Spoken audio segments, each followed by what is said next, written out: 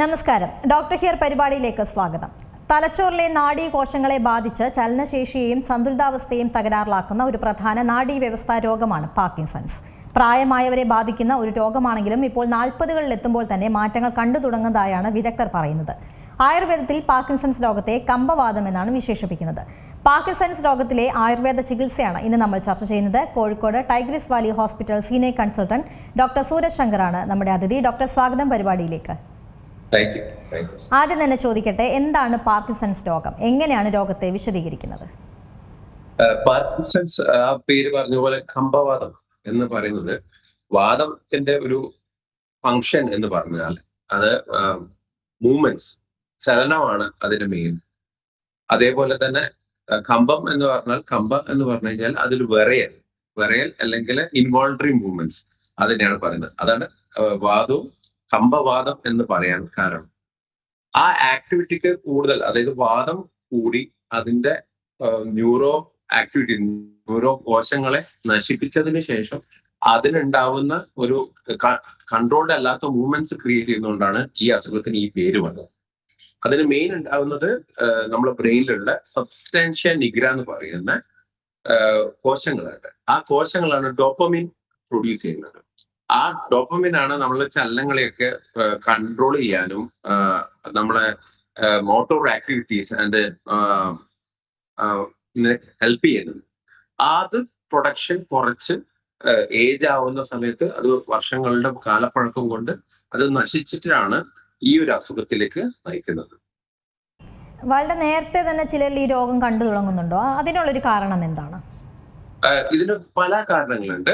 ഒന്ന്, one of the age ആണ്. Age 60 ശേഷമാണ് പൊതുവെ കാണാറ്. എന്നാൽ നേരത്തെയും ഒരു 50 വയസ്സിലേക്കും അതിനു മുമ്പും ചിലവരിൽ കാണാറുണ്ട്. അതിന് കാരണം എന്ന് പറയുന്നത് കുറെ എൻവയോൺമെന്റൽ ടോക്സിൻസിനെ കൊണ്ട് പറയാറുണ്ട്. പിന്നെയുള്ളത് മെയിൻ ആയിട്ടുള്ള ഒന്ന് ജെനറ്റിക്സ് ആണ്. ജെനറ്റിക്സ് കൊണ്ട് ഇത് വരാം. ഫാമിലിയിൽ ഒരാൾക്കുണ്ടെങ്കിൽ വരാം. ഒരു 10 to 15% ജെനറ്റിക്സ് ആണ്. എൻവയോൺമെന്റൽ കോസസ് ഞാൻ പറഞ്ഞു. അതേപോലെ പിന്നീടുള്ളത് എന്ന് വെച്ച് കഴിഞ്ഞാല് നമ്മളുടെ ആക്സിഡന്റൽ ഇഞ്ചുറീസ് കൊണ്ടും ഇത് വരാം. പിന്നെ ഓക്സിഡേറ്റീവ് സ്ട്രെസ്, അതായത് മൈറ്റോകോൺട്രിയ എന്ന് പറയുന്നത് നമ്മളുടെ പവർ ഹൗസ് ഓഫ് സെൽസ് എന്ന് ശരീരത്തിൽ പറയുന്ന ബോഡിയിലുള്ള അതിനുള്ള നാശം സംഭവിക്കുക. അത് ഏർലി നാശം സംഭവിക്കാം. പിന്നെ ഓവറായിട്ടുള്ള സിന്തറ്റിക് ഡ്രഗ് അബ്യൂസ്, അതാണ് ഇപ്പം കൂടുതൽ ആൾക്കാർ കൂടുതലായിട്ട് ഈ ഇതിലേക്ക് വരാനുള്ള ഏർലി ചാൻസസ് ഉണ്ടാവാറുണ്ട്. പൊതുവിൽ ഏറ്റവും കൂടുതൽ ഉണ്ടാവുന്നത് ജെനറ്റിക്കൽ കോസസ് തന്നെയാണ്. ഇപ്പൊ എല്ലാവരും കണ്ടു തുടങ്ങുന്ന ഒരു മാറ്റങ്ങൾ എന്തൊക്കെയാണ്? ഇതെന്ന് പറഞ്ഞാൽ ആദ്യം തന്നെ കാണുന്നത് എങ്ങനെയാണ്? ഇതിന്റെ ഒരു ലക്ഷണങ്ങൾ എങ്ങനെ പറയാം? ലക്ഷണങ്ങൾ ഏറ്റവും സിമ്പിൾ. ഫസ്റ്റ് എന്ന് വെച്ചാൽ നമ്മൾ ഒരു റെസ്റ്റിൽ ഇരിക്കുമ്പോൾ തന്നെ കയ്യിൽ മൂവ്മെന്റ്, പിൽ റോളിംഗ് മൂവ്മെന്റ് എന്ന് പറയാം, ഗുളിക ഉരുട്ടുന്ന പോലെ. പിന്നെ കാലിന്റെ മൂവ്മെന്റ് ഉണ്ടാവാം. അല്ലാതെ തലക്ക് ഒരു ചെറിയ മൂവ്മെന്റ് ഉണ്ടാവും. അങ്ങനെ ഈ ചെറിയ ചെറിയ മൂവ്മെന്റ്സ് ആണ് ഫസ്റ്റ്. അതാണ് ട്രെമേഴ്സ് എന്ന് പറയും. പിന്നെയുള്ളത് എന്ന് വെച്ച് കഴിഞ്ഞാല് കുളിക്കാൻ പോവുക, അല്ലെങ്കിൽ കുളിക്കാൻ സമയം എടുക്കുക, അല്ലെങ്കിൽ ഡ്രസ് ചെയ്യാൻ സമയം എടുക്കുക. പിന്നെ അങ്ങനെയുള്ള റിജിഡ് ആയിട്ടുള്ള, അതായത് കൈകാലുകൾ മൂവ്മെന്റ്സും കാര്യങ്ങൾ ചെയ്യാനും വളരെ സ്ലോ, പതുക്കെ ചെയ്യാൻ പറ്റുന്ന രീതിയിലുള്ള ഒരു കാര്യം. പിന്നെ ശരീരത്തിൽ പല ഭാഗത്തും, അതായത് ശരീരത്തിൽ പല ഭാഗത്തും വേദനകൾ കാണാം. അതായത് എല്ലാ ജോയിന്റ്സും സ്റ്റിഫായിട്ടും അധികം മൂവ് ചെയ്യാൻ പറ്റാത്ത രീതിയിലാണ് വരാം. പിന്നെയുള്ള കാരണങ്ങൾ എന്ന് വെച്ച് കഴിഞ്ഞാല് ഉറക്കക്കുറവ് കാണാം, അല്ലെങ്കിൽ മറവികൾ കാണാം. അതേപോലെ കൂടുതലായിട്ട് സ്ട്രെസ്സും ആങ്സൈറ്റി കൂടുന്നത് കാണാം. പിന്നെ നെർവ്സിന്റെ വീക്ക്നെസ് കൊണ്ട് മാസ്ക്ഡ് ഫേസ് എന്ന് പറയും, അതായത് മുഖഭാവങ്ങളില്ല, കാര്യപ്പെട്ട എക്സ്പ്രഷൻസ് ഇല്ല, അതേപോലെ കണ്ണ് ചിമ്മില്ല, ഭക്ഷണം കഴിക്കുന്നത് ഇറക്കാൻ ബുദ്ധിമുട്ട്, സംസാരിക്കുന്നത് ക്ലാരിറ്റി ഇല്ലാതിരിക്കുക.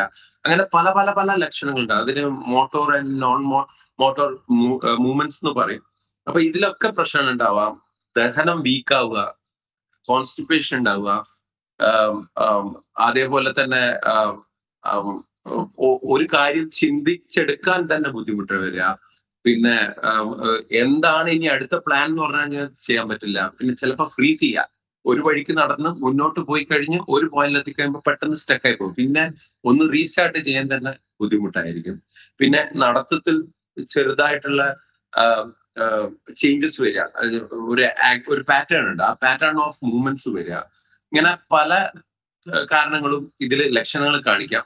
എല്ലാവരിലും എല്ലാ ലക്ഷണങ്ങളും കാണിച്ചൊന്നും വരില്ല. ചെറിയ ചെറിയ ലക്ഷണങ്ങൾ കാണിച്ച് പലരും അത് നെഗ്ലക്ട് ചെയ്ത് അത് ഏജിന്റെ ഭാഗമായിട്ടാണ് കാണുക. പക്ഷെ ആ ലക്ഷണങ്ങൾ ആദ്യമേ മനസ്സിലാക്കിയാൽ നമുക്ക് ഇതിനെ വേഴ്സ് ആവാത്ത രീതിയിലേക്ക് അണ്ടർസ്റ്റാൻഡ് ചെയ്യാനും അതിനെ ഡയഗ്നോസ് ചെയ്യാനും പറ്റും. ശരിക്കും ഈ ലക്ഷണങ്ങളൊക്കെ പറയുമ്പോൾ ഇതെല്ലാം പറഞ്ഞ പോലെ തന്നെ ഒരു മൈന്യൂട്ടായിട്ടുള്ള ലക്ഷണങ്ങളാണ്. ഇതൊക്കെ നമ്മൾ ചിലപ്പോൾ അത് ശ്രദ്ധിക്കാതെ പോകാനുള്ള സാധ്യതയുണ്ട്. അപ്പോൾ ഇങ്ങനത്തെ ലക്ഷണങ്ങൾ എത്ര സമയം വരെ അല്ലെങ്കിൽ എത്ര കാലം ഇങ്ങനെ ഉണ്ടെങ്കിലാണ് ഇതൊക്കെ പതുക്കെ പതുക്കെ ഉള്ളൊരു ലക്ഷണങ്ങളാണല്ലോ, ഇതൊക്കെ എങ്ങനെയാണ് ഈ ഒരു പാർക്കിൻസൺസ് ആണ് എന്നുള്ളൊരു നിഗമനത്തിലേക്ക് നമ്മൾ എത്തുന്നത്? അതെ, ഇത് ഈ പറഞ്ഞ പോലെ 60 ഇയേഴ്സിന് ശേഷമാണ് മെയിൽസിലാണ് കൂടുതലായി കാണുന്നത്. സ്ത്രീകളിൽ വരാറുണ്ടെന്നാൽ മെയിൽസിലാണ് കൂടുതൽ കാണാറ്. ഇങ്ങനെയൊക്കെ വരുന്ന സമയത്ത് ഈ ബോഡി പെയിൻ എന്ന് പറഞ്ഞാൽ ചിലർ നടുവേദന എന്ന് പറഞ്ഞ് ചികിത്സിച്ച് കുറെ കാലം കഴിഞ്ഞിട്ട് മനസ്സിലാക്കുന്നത് പാർക്കിൻസൺസ് റിലേറ്റഡ് ആയിട്ടുള്ള ബോഡി പെയിൻ ആയിരുന്നു. അപ്പൊ എന്ത് മരുന്ന് കഴിച്ചു കഴിഞ്ഞാലും എന്ത് പല ട്രീറ്റ്മെന്റ് എടുത്താലും അതിൽ റിസൾട്ട് കാണില്ല. പക്ഷെ ഇതൊക്കെ ഉണ്ടാവുന്ന ഇതിന്റെ ബേസിക് റീസൺ എന്താണെന്ന് ഫൈൻഡ് ഔട്ട് ചെയ്യണം. അതിൽ ലക്ഷണങ്ങൾ ഇമ്പോർട്ടന്റ് ആണ്. ക്ലോസ്ലി മോണിറ്റർ ചെയ്യണം. എല്ലാവരും എഡ്യൂക്കേറ്റഡ് ആണ് നമ്മളെ കമ്മ്യൂണിറ്റിയിൽ. പക്ഷെ പലർക്കും അസുഖങ്ങളെ പറ്റിയിട്ട് കൃത്യമായ ഇൻഫർമേഷൻ ഇല്ല. വേണ്ടാത്ത പേടികളും വേണ്ടാത്ത ഇൻഫർമേഷൻസ് ഉണ്ട്, പക്ഷെ കൃത്യമായി ഡയറക്റ്റ് ചെയ്യുന്ന രീതിയിൽ ഇൻഫർമേഷൻസ് ഇല്ല. അത് എല്ലാ ഡോക്ടേഴ്സിന്റെ അടുത്ത് കൺവേ ചെയ്യുമ്പോഴും എല്ലാ ലക്ഷണങ്ങളും എഴുതി വെച്ചിട്ടും നോട്ട് ചെയ്തിട്ടും സ്വയം അത് കൺവേ ചെയ്യാൻ ശ്രമിക്കണം. അപ്പോഴാണ് നമുക്ക് കുറച്ചുകൂടി അതിലേക്ക് എത്താൻ പറ്റുക. അല്ലെങ്കിൽ ഈ ലക്ഷണങ്ങളെല്ലാം പലരും എന്താ പറയാ നിരാകരിക്കുക എന്ന് പറയില്ല, നമ്മളത് വില കൊടുക്കില്ല. അത് ഏജിന്റെ റിലേറ്റഡ് ആണെന്ന് പറഞ്ഞിട്ട്. പക്ഷെ ആദ്യമേ അതൊക്കെ നോട്ടീസ് ചെയ്ത് കറക്റ്റ് ചെയ്യുകയാണെങ്കിൽ നമ്മൾ ഈ പറഞ്ഞ പോലെ നമുക്ക് അതിനെ കറക്റ്റ് ഡയഗ്നോസിസും അതിനുള്ള പ്രോപ്പർ ട്രീറ്റ്മെന്റ് പ്രോട്ടോകോളും നമുക്ക് പാലിക്കാൻ പറ്റും. ഇനി ആയുർവേദത്തിലേക്ക് വരുമ്പോൾ എങ്ങനെയാണ് ഈ പാർക്കിൻസൺസ് എന്ന രോഗത്തെ കണക്കാക്കുന്നത്? നേരത്തെ പറഞ്ഞ പോലെ ഈ കമ്പവാദത്തിന്റെ ഒരു എക്സ്പ്ലനേഷൻ പറഞ്ഞെങ്കിലും ഇതൊരു നമ്മൾ അതിന് മെയിൻ ഇമ്പോർട്ടൻസ് കൊടുക്കുന്നത് ന്യൂറോ പ്രൊട്ടക്റ്റീവ് ആക്ഷൻ. അതായത് ആ നെർവ്സിനെ പ്രൊട്ടക്ട് ചെയ്യുക. കുറെ നശിച്ചു, അതൊരു 10, 60, 70% തൊട്ട് 80% നശിക്കുമ്പോഴാണ് ഈ ലക്ഷണങ്ങളൊക്കെ കാണിക്കുക. ഇത് ആദ്യമേ നശിക്കാൻ തുടങ്ങിയിട്ടുണ്ടാവും. ആ നശിക്കുന്നത് ആ സമയത്ത് കൂടുതൽ നാശമുണ്ടാവാതിരിക്കാനും ശരീരത്തിൽ ഈ പറഞ്ഞ പോലെ വീക്ക് ഡൈജഷൻ, കോൺസ്റ്റിപ്പേഷൻ ഇതൊക്കെ ഉണ്ടാവുന്നത് എല്ലാം ഒരു സ്ലോ ആയിട്ടുണ്ടാവുന്ന രീതിയിലാകുമ്പോൾ ഒരു ഡീടോക്സിഫിക്കേഷൻ പോലെ ക്ലൻസ് ചെയ്യുന്ന രീതിയിലേക്ക് പോവുകയും പിന്നെ ഈ പേഷ്യൻസിന് വളരെ ക്ഷീണം, എനർജി ഇല്ലായ്മ, ഒന്നിനോടും ഒരു താല്പര്യം ഇല്ലാത്ത രീതിയിൽ even physical weakness and even sexual weakness വരെ ഈ പേഷ്യൻസിൽ കാണാറുണ്ട്. അപ്പൊ അതുകൊണ്ട് തന്നെ അവര് ഡിപ്രഷൻ, ആങ്സൈറ്റിയിലേക്ക് വേഗം വഴുതി മാറാറുണ്ട്. അപ്പൊ അവരെയൊക്കെ ആ റിജുവിനേറ്റീവ് ആക്ഷനുള്ള ട്രീറ്റ്മെന്റ്സും കൂടി കൊടുക്കുക എന്നതാണ് ഇതിനുള്ള മെയിൻ ഔട്ട്ലൈൻ. അപ്പം അതെ, അതുപോലെ തന്നെ ഈ ആയുർവേദത്തിലേക്ക് വരുമ്പോൾ അതെങ്ങനെയാണ് ഈ രോഗത്തെ നിർണ്ണയിക്കുന്നത്? നേരത്തെ ഡോക്ടർ ചില സിംറ്റംസ് ഒക്കെ പറഞ്ഞെങ്കിലും അത് നിർണ്ണയിക്കണമല്ലോ. അപ്പോൾ അതൊരു നമ്മൾ ഇതാണ് എന്നുള്ളത് എങ്ങനെയാണ് തെളിയിക്കുന്നത്? അതുപോലെ തന്നെ അതിന്റെ ഒരു രീതികൾ എന്തൊക്കെയാണ്? ഈ പറയുന്ന പാറ്റേണിൽ തന്നെ പേഷ്യൻസിന്റെ അടുത്ത് അന്വേഷിക്കുന്നത് അവരെ ഉറക്കം എന്ന ഒരു പാറ്റേണിന് നമുക്ക് നമ്മളെ ഹോർമോൺസ് വളരെ ഹെൽപ്പ് ചെയ്യുന്നതാണ്. ഈ പറഞ്ഞ പോലെ ഈ ഡോപ്പമിൻ ആണ് ഒന്ന്, പിന്നെയുള്ളത് സെറാട്ടോണിൻ എന്ന് പറയും. അപ്പം ഇതിന്റെ ആക്ഷൻ ആക്ടിവിറ്റി നമ്മളെ സ്ലീപ്പ് സൈക്കിൾസ് തെറ്റുക, അതായത് രാത്രി ഉറക്കത്തിന്റെ ഇടയിൽ എണീക്കുക, ഇടയ്ക്കിടയ്ക്ക് മൂത്രമൊഴിക്കുക. ഇത് ഡയബറ്റിക്സിലും കാണാം. പക്ഷെ എന്നാൽ ഇത് കൂടുതലായിട്ട് വീക്ക് ആവുക, വീഴാനുള്ള ടെൻഡൻസി ഉണ്ടാവുക, നടക്കുന്ന ഒരേ വഴിയിലേക്ക് കൃത്യമായി നടക്കാൻ പറ്റില്ല, അവർക്ക് കോൺഫിഡൻസ് കുറയുക, കൺഫ്യൂഷൻസ് ഉണ്ടാവുക, എന്താ ചെയ്യണ്ടേ. അപ്പൊ ഇതിന്റെ കൂടെ തന്നെ ഡിമെൻഷ്യ വരാം, മറവി രോഗം വരാം, ഇതിന്റെ കൂടെ ഒരു ഇൻസോംനിയ എന്ന് പറയുന്ന അസുഖം വരാം. ഈ അസുഖം പക്ഷെ ഇൻസോംനിയ എന്ന ഒരു ലക്ഷണം വെച്ച് ഇതിലേക്ക് പോകാൻ പറ്റില്ല. ഈ അസുഖത്തിന്റെ കൂടെയാണ് ഈ ലക്ഷണങ്ങളൊക്കെ വലിയ വലിയ വലിയ വലിയ അസുഖങ്ങൾ കൂടെ വരിക. അതേപോലെ പറഞ്ഞ പോലെ ഭക്ഷണം കഴിച്ചാൽ ഇറക്കാൻ പറ്റാതെ ഇരിക്കുക, അത് വേറെ അസുഖത്തിലും കാണിക്കാം. പക്ഷെ ഈ ലക്ഷണങ്ങളെല്ലാം കൂടെ അതിന്റെ ഏജ്, ഇവരുടെ ചാൻസസ്, ഇവരുടെ പഴയ ഹിസ്റ്ററി, അവര് എക്സ്പോസ് ചെയ്ത് അവരുടെ എല്ലാ ഹിസ്റ്ററിയും അവര് കടന്നുപോയ വഴികളും എല്ലാം മനസ്സിലാക്കുമ്പോഴും അവരുടെ മെന്റലി, ഫിസിക്കലി എല്ലാ ഫാക്ടേഴ്സും അണ്ടർസ്റ്റാൻഡ് ചെയ്യുമ്പോഴാണ് ഈ അസുഖത്തിന്റെ കാരണങ്ങളാണ് എന്ന് കൃത്യമായി മനസ്സിലാക്കാൻ പറ്റുക. അതാണ് ഇപ്പോൾ ഡോക്ടർ പറഞ്ഞ പോലെ തന്നെ ഈ ചെറിയ രീതിയിലുള്ള സിംറ്റംസ് ആണെങ്കിൽ പോലും ഇത് പല അസുഖങ്ങളുടെ സിംറ്റംസ് ആണല്ലോ. ഈ പറഞ്ഞ പോലെ തന്നെ ഉറക്കക്കുറവിന്റെ ഉണ്ട്, അങ്ങനത്തെ ഓരോ രീതിയിലുള്ള സിംറ്റംസ് എല്ലാം കൂടെ, അതും എല്ലാവർക്കും എല്ലാ സിംറ്റംസും കാണിക്കണമെന്നില്ല. അപ്പൊ ഇത് ഏത് ഘട്ടത്തിൽ എത്തുമ്പോഴാണ് നമ്മൾ ഡോക്ടറിനെ സമീപിക്കേണ്ടത്? അതാണ് ഇത് ഡയഗ്നോസിസിലെ അധികവും ഇത് കാലം തെറ്റി ഇല്ലെങ്കിൽ നമ്മളടുത്ത് എത്തുമ്പോഴേക്കന്നെ ഇത് മോശമായ അവസ്ഥയിലാണ് വരാറ്. എന്നാൽ ചില ചെറിയ ഏജിൽ വരാറുണ്ട് ആൾക്കാർക്ക്. അവർക്ക് എന്ന് വെച്ചാൽ ബാക്കിയുള്ളവർക്കെല്ലാം സ്ലോ മൂവ്മെന്റ്സ് ആണെങ്കിൽ നേരത്തെ വന്ന ആൾക്കാർക്ക് ഈ ഓവർ ആയിട്ടുള്ള ഈ സിന്തറ്റിക് ആയിട്ടുള്ള ഡോപ്പമിനൊക്കെ കൊടുക്കുന്ന സമയത്ത് വിഗറസ് മൂവ്മെന്റ്സും കാര്യങ്ങളും കൂടുതൽ മൂവ്മെന്റ്സ് ആ മരുന്ന് കഴിച്ചില്ലെങ്കിൽ ഭയങ്കര മൂവ്മെന്റ്സ് ഒക്കെ ഉണ്ടാവുന്ന കേസസ് ഒക്കെ വരാറുണ്ട്. അപ്പം ഇതില് ഈ പറഞ്ഞ പോലെ കറക്റ്റ് ആയിട്ട് ഇതിനെ ഡയഗ്നോസ് ചെയ്യുന്ന ഡോക്ടേഴ്സിന്റെ അടുത്ത് എത്തിയാൽ അവർക്ക് കൃത്യമായി ഇനിയൊരു പ്രോഗ്രഷൻ ഉണ്ടാവാതെ ഒരു കാറ് സിമ്പിൾ എക്സാമ്പിൾ ഒരു കാറ് മുന്നോട്ട് എടുക്കുമ്പോൾ അതിനെ സ്ലോ ഡൗൺ ചെയ്യണം, എന്നിട്ട് നിർത്തിയിട്ടേ പുറകേട്ട് എടുക്കാൻ പറ്റും. അപ്പൊ എല്ലാവർക്കും റിവേഴ്സലാണ് വിചാരിക്കുന്നത്. ഇത് റിവേഴ്സ് ചെയ്യാൻ പറ്റുന്ന അസുഖമല്ല, അതിനെ ഒരു പ്രോഗ്രഷൻ ഉണ്ടായിക്കൊണ്ടിരിക്കുന്ന ഓരോ മൊമെന്റും മുന്നോട്ട് പോയിക്കൊണ്ടിരിക്കുന്ന ഒരു അസുഖമാണ്. അതിനെ അവിടെ സ്ലോ ഡൗൺ ചെയ്ത് അത് നിർത്തിയിട്ട് മാത്രമേ നമുക്ക് റിവേഴ്സിലേക്ക് കൊണ്ടുവരാൻ പറ്റൂ. റിവേഴ്സിനെ കാട്ടി ഏറ്റവും ഇമ്പോർട്ടൻറ്റ് ആ സ്ലോ പ്രോഗ്രഷനെ നിർത്തുക എന്നുള്ളതാണ്. അവിടെയാണ് ഏറ്റവും കൂടുതൽ ഇമ്പോർട്ടൻറ്റ് ഈ ചികിത്സയിൽ. അപ്പോൾ ഡോക്ടർ, ഈ രോഗമായിട്ട് വന്നു കഴിഞ്ഞാലുള്ള ചികിത്സകൾ എങ്ങനെയാണ്? പ്രത്യേകിച്ച് ആയുർവേദത്തിൽ ഈ ഒരു പാർക്കിൻസൺസ് രോഗത്തിനുള്ള ചികിത്സാ രീതികൾ എങ്ങനെയാണ്? അതിന് മുമ്പ് ചികിത്സയിൽ മെയിൻ ആയിട്ട് നമുക്കൊരു അണ്ടർസ്റ്റാൻഡിങ്, നമുക്ക് സിമ്പത്തറ്റിക് പാരാസിമ്പത്തറ്റിക് എന്ന് പറയുന്ന ഒരു നെർവസ് സിസ്റ്റം ഉണ്ട് നമ്മുടെ ശരീരത്തിൽ. അതില് സിമ്പത്തറ്റിക് എന്ന് പറയുന്നത് നമുക്കൊരു ഫൈറ്റ് ആൻഡ് ഫ്ലൈറ്റ് എന്ന് പറയും, ഒന്നും അടികൂടുക അല്ലെങ്കിൽ ഓടി രക്ഷപ്പെടുക. അതേപോലെ പാരാസിമ്പത്തറ്റിക് ഉണ്ട്, അത് നമ്മളെ റെസ്റ്റ് ചെയ്യുക, റിലാക്സ് ചെയ്യുക, കാം ചെയ്യിപ്പിക്കുക. ഇപ്പൊ ഈ രണ്ട് സിസ്റ്റത്തിനെയാണ് നമുക്ക് ഹെൽപ്പ് ചെയ്യണ്ടേ. കാരണം ഇവർക്ക് ഈ ആങ്സൈറ്റി, ബ്ലഡ് പ്രഷർ കൂടുക, മൂഡ് സ്വിങ്സ് ഉണ്ടാവുക, ഡിപ്രഷൻ എല്ലാം നമ്മൾ പറഞ്ഞിരുന്നു. അപ്പൊ ഇതിനൊക്കെ ഹെൽപ്പ് ചെയ്യാൻ അവർ കാമായിട്ട് ഇരിക്കുക, അവര് ഇത് ടെൻഷൻലെസ് ഇരിക്കുക, അവരുടെ ഫിസിക്കൽ ഹെൽത്തിനെയും മെന്റൽ ഹെൽത്തിനെയും സപ്പോർട്ട് ചെയ്യാവുന്ന രീതിയിൽ അതിൽ ഉത്തമമായിട്ട് ഒരു ട്രീറ്റ്മെന്റ് പറയുന്നത് വൺ ഓഫ് ദം ഈസ് തക്രധാര. തക്രധാര ഒരു പ്രത്യേക ചികിത്സയാണ്. അതില് ഈ പാരാസിമ്പത്തിക് നെർവ്സിനെ സപ്രസ് ചെയ്യാനും ഓവറായിട്ടുള്ള ആക്ടിവേഷൻ സപ്രസ് ചെയ്യാനും സിമ്പത്തറ്റിക് നെർവ്സിന്റെ സപ്രസ് ചെയ്യാനും പാരാസിമ്പത്തറ്റിക് നെർവ് റിലാക്സ് ചെയ്യാൻ പഠിപ്പിക്കുന്ന അല്ലെങ്കിൽ സ്ട്രെസ്സും ആൻസൈറ്റിയും കുറയ്ക്കുന്ന അതിനെ ഹെൽപ്പ് ചെയ്യാനും വേണ്ടിയിട്ടുള്ള one of the best treatment എന്ന് പറയുന്നത് തക്രധാരയാണ്. അതേപോലെ ശിരോവസ്ഥയുണ്ട്, ശിരോധാരകളുണ്ട്, പാല് കൊണ്ടുണ്ട്, കഷായം കൊണ്ടുണ്ട്, ഈ തക്രം ഈ മോരാണ് അത്, പിന്നെ തൈലങ്ങൾ കൊണ്ടുണ്ട്. അതൊക്കെ പേഷ്യന്റിന്റെ പല സിംറ്റംസ് ആയിരിക്കും. ആ സിംറ്റംസിനനുസരിച്ചായിരിക്കും നമ്മൾ എന്ത് ചൂസ് ചെയ്യണമെന്ന് തീരുമാനിക്കുക. അപ്പൊ അത് one of the treatment mainly head based ആണ് നമ്മൾ ട്രീറ്റ്മെന്റ്സ് കൊടുക്കുക. ഇപ്പൊ എത്ര കാലം ഇതിന്റെ ചികിത്സ വേണ്ടി വരുന്ന ചോദിക്കുന്നതിന്റെ കൂടെ തന്നെ ഞാൻ ചോദിക്കുകയാണ്, ഈ ഒരു പാർക്കിൻസൺസ് രോഗം വന്നു കഴിഞ്ഞാൽ അത് പൂർണ്ണമായും മാറുന്ന ഒരു അവസ്ഥയിലേക്ക് പോകുമോ? അതാണ് മെയിൻ ഒരു കാര്യം. ഈ അസുഖം ക്യൂറബിൾ അല്ല, അതൊരു ഫസ്റ്റ് അണ്ടർസ്റ്റാൻഡ് ചെയ്യേണ്ട ഒരു കാര്യം.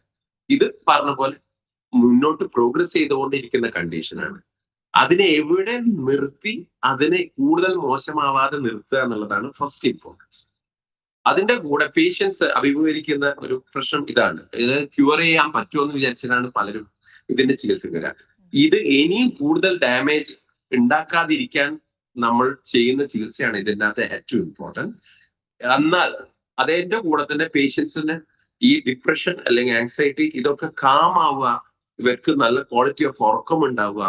അപ്പം നമ്മൾ ഏറ്റവും കൂടുതൽ ഇമ്പോർട്ടൻസ് കൊടുക്കുന്നത് 3 പില്ലേഴ്സ് ഓഫ് ലൈഫ് എന്ന് പറയുന്നത് sleep, food, exercise or activities or energy. ഈ 3 സാധനത്തിനാണ്. അതായത് ഒരാൾക്ക് ഫീവർ ടു ക്യാൻസർ എന്ത് അസുഖം ഉണ്ടായിക്കോട്ടെ ഈ 3 ബേസിക് സാധനങ്ങൾക്ക് ക്വാളിറ്റി ഉണ്ടാവണം. അപ്പം ഇവർക്ക് സ്ലീപ്പ് ഡിസ്റ്റർബ്ഡ് ആയിരിക്കും, ആ സ്ലീപ്പിന്റെ ക്വാളിറ്റി ഇംപ്രൂവ് ചെയ്യാൻ നമ്മൾ ട്രീറ്റ്മെന്റ്സ് ഹെൽപ്പ് ചെയ്യും. ഇവരുടെ ഡൈജഷൻ ഉണ്ടാവും, ബുദ്ധിമുട്ടുകൾ ഉണ്ടാവും, അത് ദഹനക്കുറവുകൾ ഉണ്ടാവും, വിശപ്പ് ഉണ്ടാവില്ല, അതിന്റെ പ്രശ്നങ്ങൾ ഉണ്ടാവും. അത് കറക്റ്റ് ചെയ്യാൻ നമ്മൾ മെഡിസിൻസും ട്രീറ്റ്മെന്റ്സും വസ്തി വിരേചന എല്ലാം ഡൈജസ്റ്റീവ് സിസ്റ്റം എൻഹാൻസ് ചെയ്യുന്ന എല്ലാ ട്രീറ്റ്മെന്റ്സും നമ്മളിൽ വരും. അതിന്റെ കൂടെ ലാസ്റ്റ് എനർജി എക്സസൈസ്, നമ്മളെ ആക്ടിവിറ്റീസിലൂടെ, ട്രീറ്റ്മെന്റ്സിലൂടെ, എക്സസൈസസിലൂടെ, ബ്രെയിൻ മസിൽ കോർഡിനേഷനിലുള്ള ട്രീറ്റ്മെന്റ്സ് ഒക്കെ നമുക്ക് ഇതിൽ ചെയ്യാൻ പറ്റും. ആ വഴി അവരുടെ ക്വാളിറ്റി ഓഫ് ലൈഫ് ഇംപ്രൂവ് ചെയ്യാൻ പറ്റും. അതാണ് ഇതിലെ ഏറ്റവും ബെസ്റ്റ് നമ്മളുടെ ട്രീറ്റ്മെന്റ് പ്രോട്ടോകോൾ കൊണ്ടുള്ള ഗുണം. മറ്റൊരു സംശയം ചോദിക്കട്ടെ, അതായത് ഈ പാർക്കിൻസൺസ് രോഗത്തിന് ആയുർവേദ ചികിത്സ അത് നൽകുന്നതിൻ്റെ ഒരു പ്രാധാന്യം എന്താണ്? ഇപ്പോൾ നമ്മൾ മറ്റ് ഇംഗ്ലീഷ് മരുന്നുകളിലേക്കൊക്കെ പോകുന്നതിന് പകരം ആയുർവേദത്തിലേക്ക് വരുമ്പോൾ അതിൻ്റെ ഒരു പ്രാധാന്യം എങ്ങനെയാണ്? മോഡേണിലാണെങ്കിൽ ഇതിന്റെ ഒരു സിന്തറ്റിക് ഫോം ആണ് ഈ ഡോപ്പമിൻ എന്ന് പറയുന്നത് കൊടുത്തിട്ടാണ് പ്രൊഡ്യൂസ് ചെയ്യാൻ വേണ്ടി കൊടുത്തിട്ടാണ് ഇത് ചികിത്സിക്കപ്പെടുന്നത്. അതിന്റെ ഒരു ടൈം ഫ്രെയിം ഉണ്ട്. അത് കുറയുമ്പോൾ ഒരു 6 മണിക്കൂർ കഴിയുമ്പോൾ അടുത്ത് കുറയും. ചിലർക്ക് 8 മണിക്കൂറായിരിക്കും. പല സമയം കൊണ്ട് ചിലവർക്ക് ഒരു നേരം കഴിച്ചാൽ മതി. പക്ഷെ ഇതിന്റെ സമയം കഴിയുമ്പോൾ വീണ്ടും അവർക്ക് ബോഡി മൂവ്മെന്റ്സ് കൺട്രോൾ ഇല്ലാത്ത രീതിയിലേക്കും ഷേക്കിങ്ങും അങ്ങനെയുള്ള ആക്ടിവിറ്റി ഇതൊക്കെ വരാം.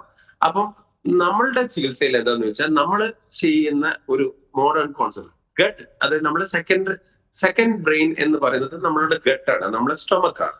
അപ്പം ഇത് രണ്ടും ഒരു കണക്ഷൻ ഉണ്ട്. ഗട്ട് ബ്രെയിൻ ആക്സിസ് എന്ന് പറയും. അത് കറക്റ്റ് ചെയ്യുന്നതാണ് നമ്മള് ചികിത്സ. അതായത് നമ്മൾ ബ്രെയിൻ ആണ് ചികിത്സ ചെയ്യുന്നുണ്ടെങ്കിലും അത് സ്റ്റൊമക്കിലാണ് അതിന്റെ എല്ലാ ആക്ഷൻസും ഉണ്ടാവുക. ഇത് രണ്ടും കറക്റ്റ് ചെയ്യുന്ന രീതിയിലുള്ള ഒരു ട്രീറ്റ്മെന്റ് പ്രോട്ടോകോൾ ആണ് ആയുർവേദ കോൺസെപ്റ്റ്. മറ്റുള്ളത് നേരെ ബ്രെയിനിലേക്ക് സപ്ലൈ ചെയ്യുന്നു, സഫീഷ്യന്റ് ആയിട്ടുള്ള സാധനങ്ങൾ കൊടുക്കുന്നു എന്ന് മാത്രമേ ഉള്ളൂ. നമ്മൾ കറക്റ്റ് ചെയ്യുന്നത് ഒരു ഹോളിസ്റ്റിക് അപ്രോച്ച് ആണ്. നമ്മളുടെ എല്ലാ ടൂൾസും യൂസ് ചെയ്തിട്ട് അവരുടെ എല്ലാ സിംറ്റംസും പ്രോസസ്സ് ഉണ്ടായതിനെയും ആ സിംറ്റംസിനെയും കുറച്ച് പേഷ്യൻസിന് ഒരു ബെറ്റർ ഫീലിംഗ് ഉണ്ടാക്കുക, അവരുടെ ബെറ്റർ ഇമോഷണൽ ഫിസിക്കൽ സപ്പോർട്ട് കൊടുക്കുക എന്നുള്ളതാണ് നമ്മൾ ചെയ്യുന്നത്. ഈ ചികിത്സ തുടങ്ങുമ്പോൾ, ഈ ആയുർവേദ ചികിത്സ തുടങ്ങുമ്പോൾ എന്തൊക്കെ കാര്യങ്ങളാണ് രോഗി ശ്രദ്ധിക്കേണ്ടത്? രോഗി ശ്രദ്ധിക്കേണ്ടത് അവര് തുടർന്ന് കഴിക്കുന്ന മരുന്നുകൾ നിർത്താൻ പാടില്ല എന്നുള്ളത് ഫസ്റ്റ്. കാരണം അവർ കഴിച്ചുകൊണ്ടിരിക്കുന്ന മരുന്നുകൾ അലോപ്പതി കഴിക്കുന്നവർക്കും ഇത് ചെയ്യാം, വേറെ ഏതൊരു മെഡിസിൻ ചെയ്യുന്നവർക്കും ഇത് ചെയ്യാം. ഇത് പറഞ്ഞ പോലെ നമ്മൾ ആ മരുന്നിന്റെ അലോപ്പതിയിലാണെങ്കിലും ഏത് ചികിത്സയിലാണെങ്കിലും അതിനെ മാനേജ് ചെയ്തു പോവാണ്. നമ്മൾ മാനേജ് ചെയ്യുന്നതിന്റെ കൂടെ ഫീൽ ഗുഡ് എന്നൊരു കാര്യമാണ് ഇതിൽ ചെയ്യുന്നത്. ആ ഹോർമോണിന്റെ പ്രവൃത്തി തന്നെ ഒരു ഫീൽ ഗുഡ് എന്നുള്ള ഒരു ക്വാളിറ്റിയാണ് ആ ഹോർമോൺ. അത് എത്തിക്കാൻ വേണ്ടി ഹെൽപ്പ് ചെയ്യാൻ പറ്റുന്ന ഒരു കാര്യമാണ്. അപ്പൊ നമ്മൾ ചോദിക്കുക, പലരും അയ്യോ എനിക്ക് പല പ്രശ്നങ്ങളുണ്ടായി അതൊന്നും റിവേഴ്സ് ചെയ്തില്ല എന്ന് പറയും. പക്ഷെ നമുക്ക് നോക്കുമ്പോൾ അവരുടെ ക്വാളിറ്റി നന്നായിട്ടുണ്ട്, സ്ലീപ്പ് ക്വാളിറ്റി നന്നായിട്ടുണ്ട്, അവരുടെ ഡയജഷൻ നന്നായിട്ടുണ്ട്, അവർ രാവിലെ എണീക്കുമ്പോൾ പ്ലസന്റ് ആയിട്ടുണ്ട്, അല്ലെങ്കിൽ ഒരു മൂഡി ആയിട്ടായിരിക്കും, പല ഗുളികകളും കഴിച്ച് അവര് ക്ഷീണിച്ചിട്ടായിരിക്കുക, അവർ ഡേ സ്റ്റാർട്ട് ചെയ്യുന്ന തന്നെ അങ്ങനെയായിരിക്കും, ഒരു പ്ലസന്റ്നെസ് ഇല്ലാതെ. അതൊക്കെ മാറി വന്നിട്ടുണ്ടാവും. അപ്പൊ അവര് സ്റ്റാർട്ട് ചെയ്യുന്ന ഓക്കെ ഐ ഫീൽ ബെറ്റർ. ചിലപ്പം അവർക്ക് മണം അറിയില്ല, ഇടയ്ക്ക് ടേസ്റ്റ് അറിയില്ല, വർത്താനം ഒരുമിച്ച് ഒരേ രീതിയിൽ പറയാൻ പറ്റില്ല, അതിനൊരു സ്ലറിംഗ് ഓഫ് സ്പീച്ച് എന്ന് പറയും. അതൊക്കെ കുറച്ചുകൂടി ക്ലാരിറ്റി ആയ പോലെ നമ്മൾ ഇന്ദ്രിയ പ്രസാദനം എന്ന് പറയും. നമ്മൾ ട്രീറ്റ്മെന്റ്സിന്റെ ഒരു പ്രത്യേകതയാണ്, എല്ലാ സെൻസ് ഓർഗൻസിനും ഒരു ക്ലാരിറ്റി വരും. ആ ക്ലാരിറ്റി പല പെർസെന്റേജിലാണ്. ചിലപ്പോൾ 10% ആയിരിക്കാം, 20% ആയിരിക്കാം, ചിലപ്പോൾ 50% ആയിരിക്കാം. അത് ആ പേഷ്യന്റുമായിട്ട് ഡിപ്പെൻഡന്റ് ആണ്. അവർക്ക് അത് അവരുടെ ഏജ് കൺസിഡർ, അവരുടെ എത്ര പഴക്കമുണ്ട് അവരുടെ അസുഖം, അതിനെ ബേസ് ചെയ്തിട്ടായിരിക്കും. എന്നാലും ഇതിൽ മാറ്റങ്ങൾ കിട്ടാറുണ്ട്. അതുപോലെ തന്നെ ഇനി ഈ നേരത്തെ ഡോക്ടർ തുടക്കത്തിൽ പറഞ്ഞു, ഇത് ഒരുപാട് സിംറ്റംസ് ഉള്ളത് കൊണ്ട് തന്നെ ഇത് ഡോക്ടറിൻ്റെ അടുത്തേക്ക് എത്തുമ്പോൾ ഒരുപക്ഷെ അതൊരു വലിയ സ്റ്റേജിലേക്കൊക്കെ എത്തിയിട്ടുണ്ടാവുമെന്ന് പറഞ്ഞല്ലോ. അപ്പോൾ എന്തെങ്കിലും ആയുർവേദത്തിൽ എന്തെങ്കിലും റെമഡീസ് ഉണ്ടോ ഈ ഒരു രോഗം വഷളാവാതിരിക്കാൻ? എന്തൊക്കെ കാര്യങ്ങൾ ശ്രദ്ധിക്കണം, അതിന് വേണ്ടിയിട്ടുള്ള എന്തെങ്കിലും റെമഡീസ് പറയാനുണ്ടോ ഡോക്ടറിന്? ഉണ്ട്. അതില് ഒന്ന് പല ആൾക്കാർക്കും പഴയ ആൾക്കാർക്കും എല്ലാം അറിയാവുന്ന ഒരു കാര്യമാണ്, ഒരു പോയ്സൺ ആയിട്ട് വരെ പറയുന്നത് അതിന്റെ തൊലി. അത് ഒന്ന് എന്ന് വെച്ചാൽ നായ്ക്കുറിന്റെ പരിപ്പാണ്. അതിന്റെ പണ്ട് ഇത് ചൊറിയാൻ വേണ്ടിയിട്ട് ഒക്കെ പലരും നായ്ക്കുറിന്റെ പരിപ്പ് യൂസ് ചെയ്തിട്ടുണ്ട്. അതിനൊരു രോമം പോലെയുണ്ട്. അതിനെ പാലിൽ പുഴുങ്ങിയെടുത്ത് അതിനെ ശുദ്ധി ചെയ്ത് അതിന്റെ ആൽക്കലോയിഡ്സ് ഉണ്ട്, അതാണ് വിഷാംശം ഉള്ളത്, അത് കളഞ്ഞ് അതിനെ ഉണക്കി പൊടിച്ച് അതിന്റെ പൊടി പാലിൽ നമ്മൾ കൊടുക്കും. അപ്പൊ അതിന്റെ ഒരു പ്രത്യേക ഗുണമുണ്ട്. അത് പല ആൾക്കാരും അതൊരു എഫ്രോഡിസിയാക്കി ആയിട്ടാണ് യൂസ് ചെയ്യാറ്. പക്ഷെ naturally one of the best dopamine produce ചെയ്യാൻ വേണ്ടി അതിനെ സപ്ലിമെന്റ് ചെയ്യാൻ പറ്റില്ല, മോസ്റ്റ് ബയോ അവൈലബിൾ, അതായത് നമ്മുടെ ശരീരത്തിന് ഏറ്റവും നന്നായിട്ട് ആഗിരണം ചെയ്യാൻ പറ്റുന്ന ഒരു കപ്പാസിറ്റി ഉള്ള രീതിയിലാക്കിയിട്ടാണ് നമ്മളത് പ്രൊവൈഡ് ചെയ്യുന്നത്. അതിന്റെ കൂടെ അവരക്ക എന്ന് പറയുന്ന ഒരു സാധനമാണ് വേറെ ഒന്നുള്ളത്. അത് നമ്മൾ വെജിറ്റബിൾ ആയിട്ട് യൂസ് ചെയ്യുന്നതാണ്. അതിന്റെ ഗുണം പല ആൾക്കാർക്കും അറിയില്ല. അതൊരു നല്ലൊരു റെമഡിയാണ്. അതും ഭക്ഷണത്തിൽ ഉൾപ്പെടുത്തുന്നത് നമുക്ക് ഇതേപോലെ സപ്പോർട്ട് ചെയ്യും. ഒരു അസുഖമില്ലാത്ത ആൾക്കും ഇത് കഴിക്കുന്നതിന് കൊണ്ട് ഒരു തെറ്റുമില്ല. പക്ഷെ അതിന്റെ ഡോസ് അതൊക്കെ ഡോക്ടറോട് ചോദിച്ചിട്ട് അറിയുന്ന അടുത്തുള്ള ഡോക്ടറെ അടുത്ത് ചോദിച്ചിട്ട് കൃത്യമായ അളവിൽ മാത്രമേ അത് കഴിക്കാവൂ. ഏത് സാധനവും അമിതമായി യൂസ് ചെയ്യാൻ പാടില്ല. അതിന് ക്വാണ്ടിറ്റി ഉണ്ട്, അതിന്റെ ഡോസേജ് ഉണ്ട്, അതിനൊരു സമയമുണ്ട്. ആ രീതിയിൽ മാത്രമേ അത് കൃത്യമായിട്ട് കഴിക്കാവൂ. ഇപ്പോൾ ഒരു ചോദ്യം കൂടെ, അതായത് ഡോക്ടറിന്റെ മുന്നിലേക്ക് ഒരുപാട് രോഗികൾ ഈ അസുഖമായിട്ട് വരുന്നുണ്ട്. അപ്പോൾ ഞാൻ തുടക്കത്തിൽ പറഞ്ഞാൽ തന്നെ ഇത് ഒരുപാട് ന്യൂ ഏജിലും ഈ ഒരു രോഗം കണ്ടു തുടങ്ങിയിട്ടുണ്ട് എന്നുള്ളതാണ് ഞാൻ മനസ്സിലാക്കുന്നത്.